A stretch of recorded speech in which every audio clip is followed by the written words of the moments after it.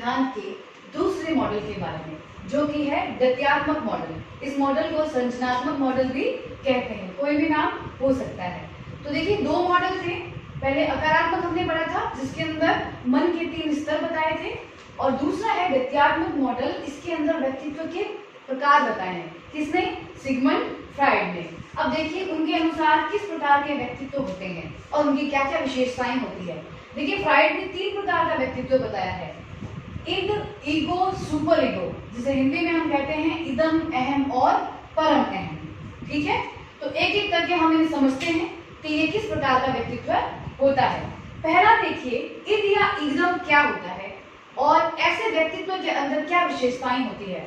सबसे पहली बात कि इद जो होता है वो जन्मजात होता है, जन्म से ही हर व्यक्ति के अंदर विद्यमान होता है, और इसका संबंध किससे होता है? अचेतन मन से होता है। या फिर हम ये कह सकते हैं कि इद जो होता है वो अचेतन मन का स्वामी होता है। हमने अचेतन मन के बारे में पढ़ा था। अचेतन मन के अंदर क्या क्या चीजें थी? हमारी जितनी भी दमित इच्छाएं हैं उसका भंडार, मूल प्रवृत्तियां, संवेग, स्वप्न, असामाजिक, अनैतिक, काम भावना, ये सभी की सभी चीजें किसके अंदर थी? हमारी अचेतन मन के अंदर। और जैसा कि मैंने कहा कि इदम जो है वो किससे संबंधित है? अचेतन मन से। तो अचेतन मन के अंदर जितनी भी विशेषताएं थी वो सभी की सभी चीजें आप कौन से व्यक्तित्व में देखोगे? जिसका इदम प्रकार का व्यक्तित्व है। ठीक है, तो ध्यान रखिएगा, अचेतन मन में जो कुछ भी आपने पढ़ा वो सबकी सब किसमें दिखेंगे आपको? इदम व्यक्तित्व में। देखिए, इंद्रिय सुखवादी या भौतिकवादी होते हैं। इन्हें लग्जरी लाइफ पसंद होती है, अपने भौतिक सुख के लिए ये कोई भी कार्य करते हैं। इनका मन हमेशा कोई भी चीज छीन लेने का आदेश देता है। इन्हें बस अपनी आवश्यकता, अपनी इच्छाएं पूरी करनी होती है। इसीलिए इन्हें सुखवादी और आनंदवादी व्यक्तित्व कहा जाता है। ये प्रश्न आपके एग्जाम में पूछा गया है कि आनंदवादी या सुखवादी कौन सा व्यक्तित्व है, तो वो है इदम। सुखवादी, आनंदवादी मतलब खाओ पियो मौज करो वाला कंसेप्ट है इनका। इनकी जो इच्छाएं होती है, जो उनका मन होता है, ये वही करते हैं और उन्हें किसी चीज से कोई सरोकार नहीं होता है। इच्छाओं की जननी, क्योंकि इसका संबंध किससे है? अचेतन मन से है, तो वहां पे क्या होती है? हमारी दमित इच्छाएं। तो ये होती, ये इच्छाओं की जननी होती है। व्यक्ति हर प्रकार की, चाहे वो नैतिक हो, अनैतिक हो, सामाजिक हो, असामाजिक हो, हर इच्छाओं की पूर्ति करता है। ये कैसा व्यक्तित्व होता है? इदम व्यक्तित्व। ये जो इदम व्यक्तित्व है ये पशु प्रवृत्ति के लोग होते हैं, यानी ये शरीर को अपना मान के जीते हैं। शारीरिक आवश्यकता इनके लिए सर्वोपरि होती है, इसीलिए ये अपराधी प्रवृत्ति के होते हैं।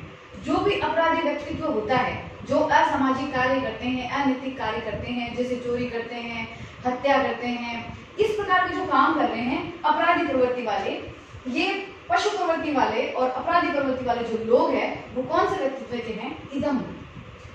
अब ये देखिए, ये जो लोग सिर्फ शारीरिक आवश्यकता पर जीने वाले जो लोग होते हैं पशु प्रवृत्ति के, ये हमेशा क्यों समायोजित रहते हैं? आपने कभी देखा है कि जो अपराधी लोग होते हैं, जैसे जो टेररिस्ट लोग हैं या फिर जो भी लोग चोरी डकैती करते हैं, ये लोग मानसिक रूप से कभी भी संतुष्ट नहीं रहते हैं। इनके हमेशा कुछ ना कुछ तनाव बना रहता है। कारण क्या होता है कि ये अपने अचेतन मन के ऊपर नियंत्रण नहीं कर पाते हैं, इनका अपने व्यक्तित्व के ऊपर नियंत्रण नहीं होता है, तो ये कोई भी कार्य कर देते हैं। और देखिए, जो गलत काम करेगा कहीं ना कहीं उसे आवाज जरूर होगा, तो इसकी वजह से उसमें हमेशा तनाव रहता है। वास्तविकता से कोई संबंध नहीं होता, ऐसे लोग सपनों में जीते हैं। संबंध किससे है? अचेतन मन से। काल्पनिक बहुत होते हैं, ख्याली दुनिया होती है, उसी हिसाब से ये काम करते हैं। वास्तविकता से इसका कोई संबंध नहीं होता है। अब देखिए, इद को हम एक तुला के माध्यम से समझते हैं। ये है इदम। इदम की तुला कैसे होगी? हर व्यक्ति में एक शारीरिक स्तर होता है, एक मानसिक स्तर होता है। ठीक है, शारीरिक स्तर का मतलब क्या है कि जिस व्यक्ति के अंदर काम, लोभ, अपनी शारीरिक इच्छाओं की पूर्ति, भौतिकवादी जो लोग होते हैं, अपराधी प्रवृत्ति के जो लोग होते हैं, जो शारीरिक इच्छा के लिए कोई भी काम करते हैं, वो उसकी बात कर रहे हैं हम शारीरिक स्तर पे। मानसिक स्तर का क्या मतलब होता है? जैसे कोई व्यक्ति परोपकारी है, निस्वार्थ भावना से काम करता है, आध्यात्मिक प्रवृत्ति है, वो होता है व्यक्ति का मानसिक स्तर। ठीक है, ये दोनों ही व्यक्ति में होने जरूरी होते हैं। लेकिन जो इदम प्रवृत्ति होगी उसमें आप क्या देखोगे? इनका शारीरिक पड़ला जो होता है वो भारी होता है, यानी ये शरीर को ज्यादा महत्व देते हैं। इसीलिए ये तो क्या होता है, उनका बहुत ज्यादा भारी होता है, लेकिन मानसिक रूप से क्या होता है? कम होता है। ये मानसिक जो स्तर है इनका कम होता है क्योंकि ये तनाव में रहते हैं। कारण क्या होता है, शारीरिक आवश्यकताओं की पूर्ति करते हुए ये जीवन में कोई नैतिकता का पालन नहीं करते, सामाजिक कार्य नहीं करते, कोई भी चीजों से सही काम नहीं करते हैं, गलत कार्य करते हैं। तो उसी वजह से ये व्यक्ति जो होते हैं हमेशा आप देखो तनावपूर्ण रहेंगे। प्लस मानसिक स्तर अच्छा कब होता है, जब व्यक्ति परोपकारी होता है, निस्वार्थ भाव से काम करता है, आध्यात्मिक होता है। तो ये काम ये करते नहीं है, इसीलिए इनका मानसिक स्तर जो होता है वो कमजोर होता है। ठीक है, तो ये तुला आप देखिए इदम में शारीरिक पक्ष भारी है और मानसिक स्तर क्या है, कम है। नेक्स्ट आते हैं, हम बात करते हैं ego. Ego is very important, इसे कहते हैं अहम। अहम जो है ये 1 से 2 वर्ष में विकसित शुरू हो जाता है होना। ठीक है, आरंभ हो जाता है 1 से 2 वर्ष में। यहाँ देखो क्या होता है, मैंने कहा हर व्यक्ति के अंदर शारीरिक और मानसिक दोनों ही प्रकार की आवश्यकताएं होती है और इन आवश्यकताओं की पूर्ति होना आवश्यक होता है। अगर ये बैलेंस नहीं होगा तो व्यक्ति इसमें ठीक नहीं रह पाता है। ईगो जो होता है वो शारीरिक व मानसिक इच्छाओं में संतुलन स्थापित करता है। ये जो सामंजस्य होता है दोनों में, ये व्यक्ति की शारीरिक आवश्यकता भी पूरी हो रही है, मानसिक आवश्यकता भी पूरी हो रही है और उनका मानसिक स्तर और सामाजिक शारीरिक स्तर दोनों क्या है, बराबर है। ये कहाँ होता है, कौन से व्यक्तित्व में किया जाता है, ये होता है ईगो वाले व्यक्तित्व में। ऐसे व्यक्तित्व का दोनों संतुलन क्या होता है, बराबर होता है।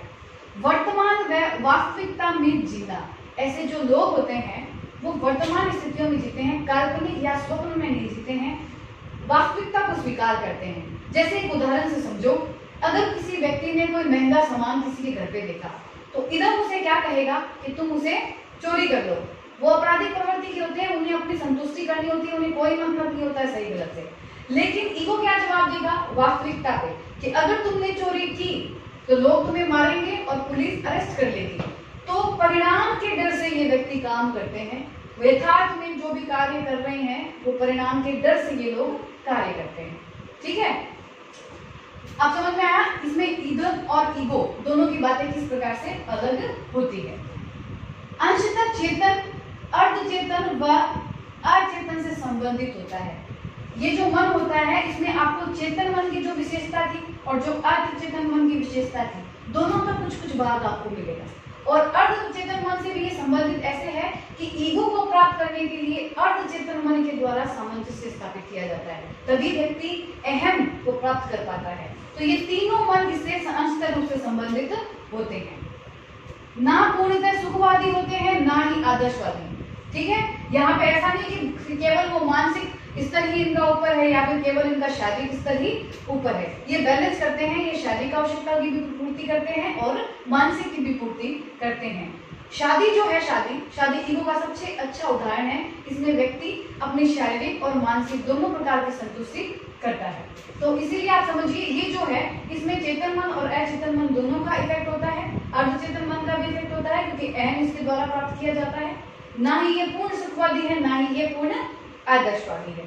ठीक है, अब देखिए वातावरण का प्रतीक, ये समाज के अनुसार सामाजिक रूप से रहते हैं, समाज में रहते हैं और व्यक्ति समाज के अकॉर्डिंग ही अपने जीवन को कार्य करता है क्योंकि वो वास्तविक जीवन होता है उनका, उसी से संबंध स्थापित करके कोई काम करते हैं। मानवीय प्रवृत्ति के होते हैं, ना तो इनमें पशु गुण होता है ना इनमें देव गुण होता है। नॉर्मल मनुष्य की तरह जीते हैं हम। जितने भी लोग आम जीवन में जो लोग हैं वो क्या है, वो मानवीय प्रवृत्ति के लोग हैं। ठीक है, जिसके अंदर क्या होता है, अहम व्यक्तित्व होता है। कार्यपालक और सिपाही का कार्य करते हैं। कार्यपालक और सिपाही का कार्य देखो क्या होता है कि चेतन मन और अचेतन मन और अर्धचेतन मन की जो क्रियाएं हैं उसके ऊपर नियंत्रण कौन करता है, चेतन मन करता है। ये प्रतिबंध लगा के करता है, नहीं तो व्यक्ति अपनी अचेतन मन की सारी इच्छाओं की पूर्ति करने लग जाएगा तो वो किस प्रकार का व्यक्तित्व तो बन सकता है आप समझ सकते हो। तो उस पर नियंत्रण का कार्य कौन करता है, चेतन मन। और ये व्यक्तित्व किसमें होता है, ईगो के अंदर। तो ये ईगो जो है वो सिपाही का कार्य करता है और व्यक्तियों के जो भी अनैतिक असामाजिक कार्य हैं उनके ऊपर क्या करता है, प्रतिबंध लगाता है, नियंत्रण करता है। ठीक है, इसीलिए इसको सिपाही कहा जाता है या फिर कार्यपालक कहा जाता है। इन शॉर्ट कहने का मतलब ये है कि दोनों मन जो है व्यक्तित्व के, उन दोनों मनों के ऊपर नियंत्रण स्थापित और प्रतिबंधक के कार्य के कारण से कार्यपालक या फिर सिपाही कहा जाता है। ठीक है, लास्ट देखिए, सपनों पर नियंत्रण करता है, सही निर्णय करता है। सपनों पे नियंत्रण, अचेतन मन जो होते हैं वो स्वप्न देखते हैं, स्वप्न में जीते हैं, उसी के अनुसार कार्य करते हैं, लेकिन इनका संबंध होता है वास्तविकता से। जो ईगो प्रकार के व्यक्तित्व होते हैं वो वास्तविकता में, यथार्थ में जीते हैं, हमेशा हर चीज का ध्यान रखते हैं, नैतिकता का पालन करते हैं, सामाजिक असामाजिक चीजों में भेद करना समझते हैं, तर्क कर सकते हैं इन्हीं आधार पे, इसीलिए वो उचित और सही निर्णय लेते हैं। कौन? ईगो वाले व्यक्ति, कि कौन सा काम करना चाहिए और कौन सा नहीं करना चाहिए, जैसे वो चोरी करनी चाहिए थी या नहीं करनी चाहिए थी। अब देखिए इसकी तुला, अहम की तुला हमेशा बराबर होगी, क्योंकि यहाँ पे शारीरिक स्तर भी पूरा होता है, यहाँ पे मानसिक स्तर भी पूरा होता है। ये जो व्यक्ति होते हैं वो अपनी शारीरिक आवश्यकताओं की भी पूरी करते हैं और मानसिक आवश्यकता को भी पूरी करते हैं। ठीक है, आगे आपको ईगो समझ में। अब नेक्स्ट चलते हैं सुपर ईगो पर। सुपर ईगो क्या है? परम अहम, 3 से 4 वर्ष में विकास आरंभ होता है और ये विकास समाज के कारण, समाज में रहने की वजह से आरंभ होता है। ठीक है, सामाजिक प्रभाव बहुत होता है सुपर ईगो के लोगों में। मानसिक स्तर अत्यधिक प्रबल, ये मानसिक रूप से बहुत ही संतुष्ट होते हैं। ठीक है, आदर्श नैतिकता की अधिकता, मतलब ये जो व्यक्तित्व है सुपर ईगो का वो आदर्शवादी होंगे, नैतिकवादी होंगे, यानी करो क्या करना चाहिए क्या नहीं करना चाहिए, हमेशा इस कंसेप्ट को ध्यान में रख के कार्य करते हैं। पाप और पुण्य समझते हैं। जैसे चोरी वाली जो बात थी, इदम ने कहा चोरी कर लो, ईगो ने कहा मत करो पुलिस पकड़ लेगी, लेकिन सुपर ईगो क्या करेगा? चोरी करना पाप है, क्योंकि उनके नैतिक और आदर्श जो भाव होते हैं वो बहुत ही प्रबल होते हैं इनके अंदर, तो इसी आधार पे वो जीवन के कार्य करते हैं। ठीक है, देवीय गुण वाले होते हैं, इनके अंदर परोपकार की भावना होती है, आध्यात्मिक बहुत होते हैं, ईश्वर में विश्वास करते हैं, भगवान से डरते हैं और उन्हीं के डर से कार्य करते हैं, तो ये देवीय प्रवृत्ति के होते हैं। ठीक है, चेतन मन, पूर्णतः चेतन मन का संबंध होता है सुपर ईगो से, इसीलिए वो नैतिकता आदर्श का बहुत अधिक पालन करते हैं, तो ध्यान रखिए इसका संबंध चेतन मन से होता है। आध्यात्मिक और परोपकारी जो लोग होते हैं वो कौन सा कैरेक्टर होता है? सुपर ईगो का होता है। ठीक है, ये हमेशा परोपकार की भावना से काम करते हैं, हमेशा अच्छा काम करने की कोशिश करते हैं, भगवान पे भरोसा करते हैं, इसीलिए पाप पुण्य से डरते हैं। पछतावे का जो भाव देखते हो कि कोई काम गलत करके जीवन में गलानी फील करने लग जाते हैं, वो कैसे लोग होते हैं? सुपर ईगो वाले लोग होते हैं। यह अवास्तविक होते हैं। ठीक है, ये वास्तविकता से इसका सरोकार नहीं होता है। वास्तविकता क्या थी कि पुलिस पकड़ के ले जाएगी, लेकिन पाप मिलेगा, पाप पुण्य जो चीजें हैं वो सामने तो नहीं दिखाई दे रही, वास्तविक रूप में नहीं है, ये क्या है? ये अवास्तविक होता है। ठीक है, शारीरिक रूप से कुसमाहित होते हैं। ये जो लोग होते हैं अपनी शारीरिक आवश्यकता जो होती है, जिसके अंदर काम, लोभ और जितने भी शारीरिक इच्छाएं हैं उनकी पूर्ति, भौतिक सुख की प्राप्ति, ये सभी कार्य वो नहीं करते हैं। इसीलिए ये जो लोग होते हैं इनका शारीरिक स्तर जो होता है वो बहुत कमजोर होता है। भारी कौन सा पक्ष है इनका? मानसिक स्तर। ये मानसिक रूप से बिल्कुल ही संतुष्ट होते हैं। आप देखोगे जो ऋषि महात्मा लोगों को आप देखते हो वो बिल्कुल शांत होते हैं। शारीरिक रूप से वो एकदम अच्छे नहीं होते हैं, लेकिन मानसिक स्तर इनका एकदम शांत होता है। आपने देखा होगा जो न्यायाधीश होते हैं, जो न्याय सभा में काम करते हैं, ये जो लोग होते हैं उनका कैरेक्टर होता है सुपर ईगो वाला, क्योंकि वो उनके जीवन में सर्वोपरि उनके आदर्श और नैतिकता होती है। तो ये है देखिए 3 प्रकार का व्यक्तित्व है फ्राइड के अनुसार, इद, ईगो और सुपर ईगो। ठीक है, यहाँ पे हमारा जो व्यक्तित्व है वो समाप्त होता है। इसका स्क्रीनशॉट ले लीजिए।